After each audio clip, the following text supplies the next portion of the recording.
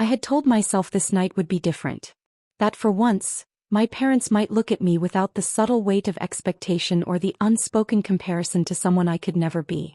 It was my graduation, years of late nights, unpaid internships and part-time jobs just to stay afloat. I'd earned this moment. Or so I thought. I'd been standing near the center of the ballroom, half listening to someone from my department tell a story I'd already heard twice that evening, when I felt a hand on my arm. My mother's fingers, perfectly manicured, pressing lightly, almost affectionate. I turned, expecting her to introduce me to another colleague or old friend. Instead she leaned in, her breath warm against my ear. "You're just a leech," she whispered, her voice smooth, like it was nothing more than an aside between sips of champagne. I froze. I don't think anyone else heard it. Not over the hum of conversation, the clinking of glasses, the muted piano from the corner. My father stood just behind her, smiling at the person he'd been chatting with, as if her words were nothing but part of some ongoing inside joke. But the way his eyes flicked to me told me it wasn't a joke. I managed to say nothing. My mouth felt dry. The polite laugh from the person next to me barely registered as I took a slow sip of champagne, trying to mask the sudden knot in my throat. The drink tasted sharper than I expected, bitter with an edge I couldn't place. They didn't wait for a response. My mother turned back to her conversation and my father followed her lead, their social performance uninterrupted. To anyone else, we looked like the perfect family, wealthy enough to book this ballroom, poised enough to move through it like we owned the place. Inside my thoughts spun. I had heard them criticize me before, always with that carefully measured tone, constructive comments that somehow left me smaller each time. But this was different. This wasn't guidance, wasn't even disappointment. It was dismissal. A final verdict. I shifted my weight, suddenly aware of the ache building behind my eyes. I told myself to hold it together. I'd endured worse from them, hadn't I? But something about tonight, about them choosing this night, my night, to cut me down, made it harder to swallow. The speeches started not long after. I stood among the other graduates, my hands clasped loosely in front of me. My name was called and the applause that followed sounded distant. I walked to the stage, shook hands, smiled for the camera, all on autopilot. My parents clapped too, of course. They knew how to play their part. When I returned to my seat, my mother leaned over again. "Hold your glass up when we toast," she murmured. "Don't make it awkward." I nodded. My hands trembled slightly as I lifted the champagne flute when the toast began. Glasses clinked around the room. My mother's smile widened, my father's posture perfect, both of them basking in the glow of the crowd. I took a sip, more to avoid their eyes than anything else.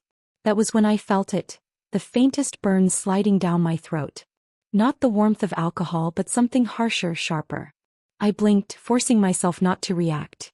The last thing I wanted was to draw attention. My pulse kicked up and I set the glass down on the table in front of me. "Not to your taste?" my father asked quietly, his tone casual but his gaze steady. "It's fine," I said, my voice even, though my stomach had already begun to twist. For the rest of the evening I barely drank. I stuck to water, making excuses about pacing myself. The dizziness lingered, subtle at first, then heavier. I told myself it could be stress, exhaustion, or the fact that I hadn't eaten much since breakfast. But another thought, quieter, darker, sat in the back of my mind, and no matter how I tried to push it away, it stayed. By the time dessert was served, the ballroom's golden light felt almost oppressive. Every laugh, every cheer, every congratulatory handshake seemed to happen a step away from me, as though I were watching from the other side of a glass wall. My parents moved between tables with the same effortless charm, collecting praise for raising such a brilliant young adult. I wanted to leave, but I couldn't. Not yet. Walking out would be a statement, and statements came with questions. Questions I wasn't ready to answer. So I stayed. I smiled when I needed to, nodded when spoken to, and tried to memorize every detail. Their words, their expressions, the slight pressure of my mother's hand when she'd leaned in. It wasn't about confronting them tonight. It wasn't even about proving them wrong. Something inside me had shifted. A thin thread I'd been holding on to, the hope that they might one day see me differently, snapped quietly in that ballroom. When the night finally ended and the crowd began to thin, my parents approached me together. My father kissed my cheek, my mother smoothed a hand over my arm. "We're proud of you," she said, smiling for the last few lingering guests. I smiled back, but it didn't reach my eyes.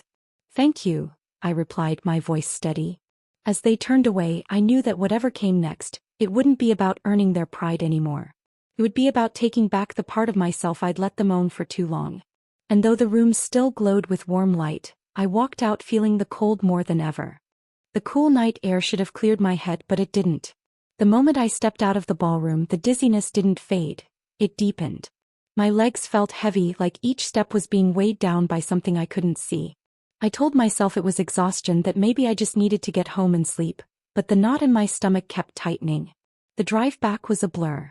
Streetlights passed like small bursts of gold, but I barely registered them. My phone buzzed in my bag with messages from classmates. Photos, inside jokes, invitations to keep celebrating. I didn't answer any of them. My body was too focused on staying upright, my mind on keeping control of my breathing. By the time I got inside my apartment, the walls seemed closer than they should be. I leaned against the door for a moment just to catch my balance. My chest felt tight, not in a panicked way but in a slow, suffocating way that made each inhale deliberate. I kicked off my shoes and walked straight to the kitchen, filling a glass of water and gulping it down as though it might wash away whatever was curling inside me. Sitting at the small table, I pressed my palms flat against the wood, grounding myself. The night replayed in fragments. The whisper, the look in my father's eyes, the bitter taste of champagne, the burn in my throat. I could have chalked it all up to stress. I could have convinced myself that "leech" was just another careless remark. But something in my gut told me otherwise, and that quiet voice was harder to ignore now. I opened my phone to distract myself. More photos from the evening. Me on stage, smiling stiffly with my diploma. My parents on either side, both flawless in posture and expression. To anyone scrolling by, we looked close. Proud. Happy. The truth wasn't in the pictures. It was in the spaces between them, the moments no one else had seen. The dizziness came in waves. Sometimes it was mild, just a faint sway when I stood up. Other times it felt like the floor tilted beneath me. I moved slowly through my apartment, forcing myself to breathe evenly, refusing to let panic in. If I lost control now, I knew I'd start connecting dots I wasn't ready to connect. By midnight, I was lying on the couch, a blanket over me, phone face down on the table. I hadn't called anyone, not friends, not the few relatives who might have cared. There was something about the idea of saying it out loud that made it feel even heavier. I thought about past conversations with my parents. Times they'd made it clear that independence was more of an illusion than a right when it came to me. "We've invested too much for you to throw it away," my father once said when I'd turned down a job he wanted me to take. My mother had been blunter. "You'll understand one day that we know what's best. Even when you don't." The way they spoke to me had always been about control, softly delivered, wrapped in the language of care, but never really about care at all. Tonight, though, hadn't felt soft. It hadn't felt like a conversation or even a warning. It felt final. Around 2 in the morning, I sat up and forced myself to drink more water. The tightness in my chest had eased a little, but the fatigue was deeper now, anchored in my bones. I tried to think rationally, to tell myself there were other explanations. But my mind kept circling back to the same moments, the same taste of champagne, the same look in my father's eyes when I set the glass down. I didn't want to believe they could have meant harm. I didn't want to believe they'd see me as so disposable. But belief doesn't change the weight of a feeling when it's that certain. Lying back down, I stared at the ceiling, the shadows shifting with the light from the street outside. My body still felt wrong. Not enough to send me rushing to the hospital, but enough to make me wary of sleep. Every so often I'd glance at the clock, counting the hours until morning. By the time the first light crept through the blinds, I hadn't slept at all. I sat on the couch, wrapped in the same blanket, my mind already drawing the shape of a decision I hadn't yet named. I knew one thing for certain. If I wanted to stay whole, if I wanted to survive in more ways than one, I couldn't keep living in the shadow of people who saw me as nothing more than a burden. The night had stripped away more than just my trust. It had stripped away the last illusion that they might change. And in that quiet, early light, I understood that the slow collapse wasn't just my body. It was the part of me that had still been holding on to them. If you're having fun, tap the like button and write your location in the comments. By the time I stepped into the bathroom, my hands were trembling again. I closed the door quietly, even though I was alone, as if the sound might still carry back to someone who could use it against me. The lock clicked under my thumb and I leaned forward over the sink, gripping the porcelain until my knuckles whitened. The mirror didn't look like me. My skin was pale, my eyes shadowed, my lips drawn tight as though holding something back. I ran cold water and cupped it over my face, letting it drip down my neck. For a moment I thought the shock of it might clear my head. It didn't. I could still hear them, my parents, though the ballroom was miles away now. Not their voices exactly, but the rhythm of them. The way my mother could smile while twisting a knife, the way my father's silence often meant agreement more than restraint. Tonight they had worked in unison. I pressed the edge of a towel to my face and took a breath. "You're just a leech." 4 words. Not shouted, not spat, not even said with malice sharp enough for an outsider to hear. But that was the thing about certain kinds of cruelty, they don't need to be loud to sink deep. The taste of champagne lingered. I thought about pouring myself a glass of water here in the bathroom, but the idea made me nauseous. I didn't want anything to touch my lips that I hadn't opened myself. It sounded paranoid even in my own head, but the feeling was there all the same. I sat down on the closed toilet lid, elbows on my knees, letting my thoughts roam places I didn't like. Childhood came up first. Nights at the dinner table where my parents discussed my grades like quarterly reports, moments when affection felt scheduled. There was never a time they didn't expect something in return for what they gave. And yet I'd always convinced myself that love was still somewhere in the mix. That beneath the transactions and the careful grooming for success, they still saw me as more than what I could produce. But in the quiet of that bathroom I started to see it for what it was. Not love, not even disappointment. Just control. The thought settled heavily in my chest. I stood pacing in the narrow space. My reflection tracked me in the mirror, each turn, each pause. I didn't recognize the stiffness in my shoulders, the measured way I was moving. A knock at the door pulled me from my thoughts. 3 sharp taps. "You all right in there?" It was my neighbor, Mrs. Powell. We shared a thin wall between our units and she had a knack for noticing when something was off. "I'm fine," I called back, though my voice lacked conviction. "You sure? You sounded unsteady." "I'm fine," I repeated, a little stronger this time. I waited until her footsteps faded before exhaling. I didn't want to explain. I didn't have the words yet, not ones that wouldn't sound dramatic or ungrateful to someone on the outside. When I finally unlocked the door, the apartment felt colder. I pulled my robe tighter around me and went into the bedroom. The blinds were half open, letting in slats of early morning light. I sat on the edge of the bed, phone in hand, scrolling through the list of contacts. There were names I could call, people who would listen, maybe even believe me, but each one came with its own risk. The wrong word in the wrong ear could find its way back to my parents. And if they knew I was starting to question them, truly question them, they'd act fast. Not to harm me directly, but to tighten the grip they'd spent years perfecting. So I stayed quiet. The hours between dawn and noon stretched long. I moved through them mechanically, shower, dress, coffee I barely touched. Every time I passed a mirror, I caught myself looking as though I might spot some visible mark of what had happened. But there was nothing. Just me, the same as always, and yet not at all. By midday I was back in the bathroom again, door locked. This time I wasn't running from dizziness or nausea. I was testing something. I poured a glass of water from the tap, took a slow sip and waited. No burn, no bitterness. The normalcy of it was almost unsettling. I set the glass down and gripped the counter. I thought about the champagne again, about the way my father had looked at me when I set it down untouched. That look wasn't confusion. It was acknowledgement. That was when the first clear decision formed in my mind. Whatever happened next, I wouldn't be confronting them head-on. Not yet. I needed space. Distance.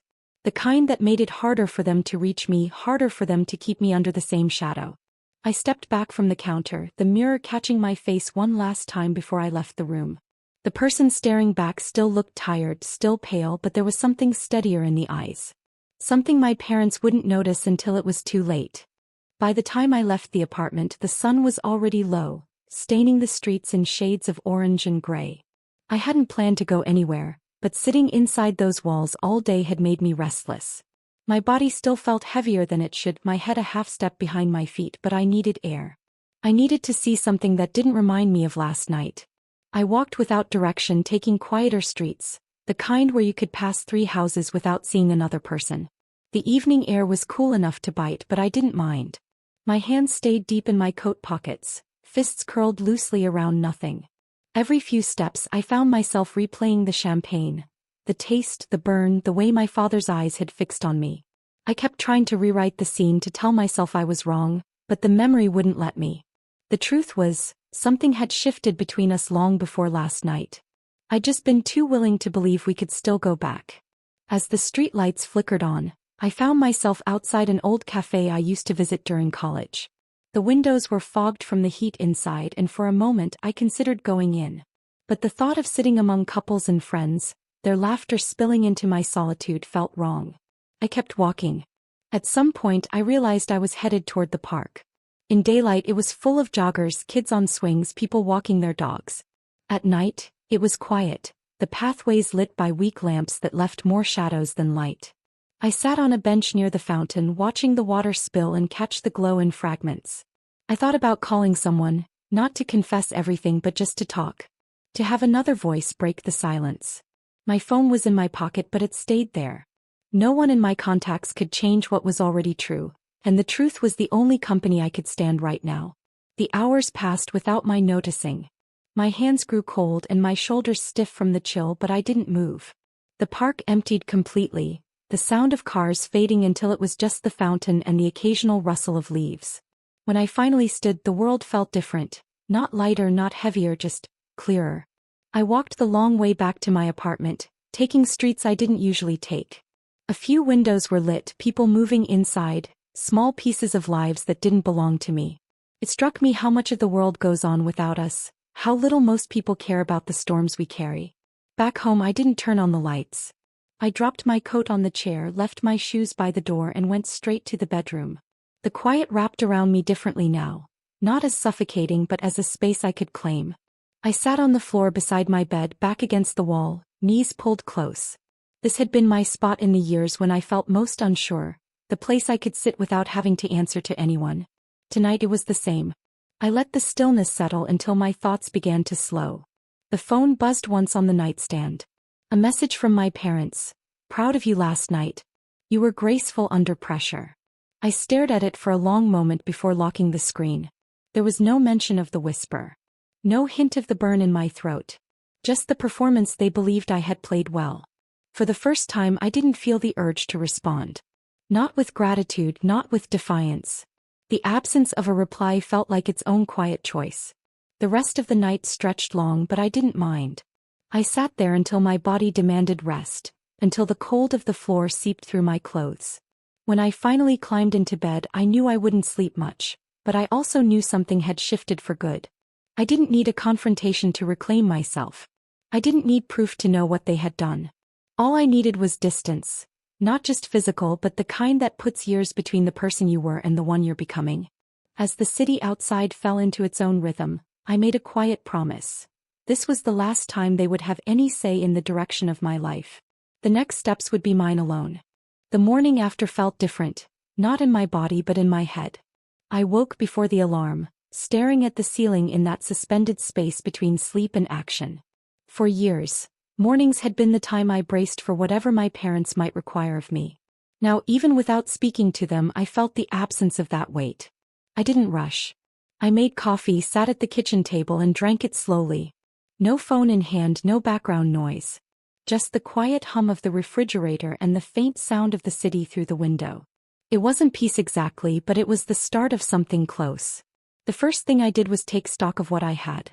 A modest bank account from part-time work, a degree I'd fought for without their guidance, and a small apartment that felt more mine than anything else ever had. None of it was extravagant, but all of it was untouched by their control. Work came next. I'd taken a short-term contract in the months before graduation, telling myself it was temporary. But now I saw it differently, as a foothold. It wasn't glamorous and it didn't pay much, but it was a place to start stacking the bricks of something I owned entirely. The office was small, a converted loft above a bookstore. The people there didn't know about my family, my parents, or the sharp undercurrent of last week's celebration. They only knew the version of me who showed up on time, did the work, and left without drama. It was a relief to be someone who wasn't under constant surveillance. Days turned into weeks. Kept my schedule tight, work, home, rest, repeat. There was no space for the noise my parents had filled my life with for so long. They sent a few messages, all polite, all surface level. Hope you're doing well. Let's catch up soon. I responded minimally, short enough to keep the lines intact without opening the door. It wasn't that I wanted revenge. Not the kind people imagine. The dramatic reveal, the confrontation where the villain is exposed and humiliated. I wanted something quieter, more enduring. To build a life they couldn't claim credit for or dismantle. Money became the silent test. I learned to stretch every paycheck, cutting away the habits I'd grown up with. No expensive dinners, no impulse buys to mask an empty evening. Every dollar I saved became another thread cut from the web they'd spun around me. There were moments when the silence felt heavy. Nights when I'd sit at the same kitchen table, staring at the blank space where conversation might have been. But I didn't fill it with old patterns. I didn't reach for the phone. I let the emptiness be there, teaching myself that it didn't have to be feared. One evening, a colleague invited me to a small gathering. I almost said no. Part of me still preferred the safety of solitude, but I went. The apartment was warm, cluttered in a way that felt alive, the air full of overlapping conversations. No one asked where I came from. No one measured my worth against my family name. For the first time in a long while, I felt entirely unobserved. On the walk home, I realized that these were the moments I wanted more of. Not the staged celebrations with polite smiles, but the unplanned, unpolished ones where you could just exist without performance. I started saying yes more often. A coffee after work, a book club I didn't expect to join, a volunteer shift at the bookstore downstairs. Slowly, the life I'd been protecting from my parents stopped feeling like a shield and started feeling like a home. They didn't notice the shift. Why would they? To them, distance was a phase, a silent protest that would end when I came to my senses. But I wasn't protesting. I was replacing. One Saturday, a package arrived from them. Inside was an expensive watch, sleek silver engraved with my initials. A note, for the future you're building. The irony wasn't lost on me. I set it in the back of a drawer, not out of spite but because I didn't need it to mark time anymore. The silence between us grew thicker, but it no longer felt like a wound. It felt like insulation. A boundary.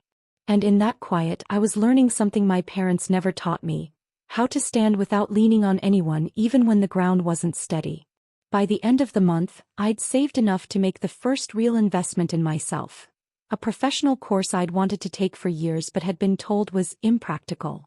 I signed up without telling a soul, knowing that the only approval I needed was my own. That night, sitting at the kitchen table with the confirmation email open, I felt the smallest flicker of something I hadn't felt in years. Not triumph. Not defiance. Just the quiet certainty that my life was finally mine to shape. A year later, I stood outside the same ballroom. The glass doors reflected the city lights back at me just as they had that night, but I wasn't the same person staring into them. My hands didn't tremble anymore. My chest didn't tighten at the thought of walking inside. I wasn't here for them. I was here for me. This time I wasn't a guest. I'd been invited as a consultant for the company hosting the evening.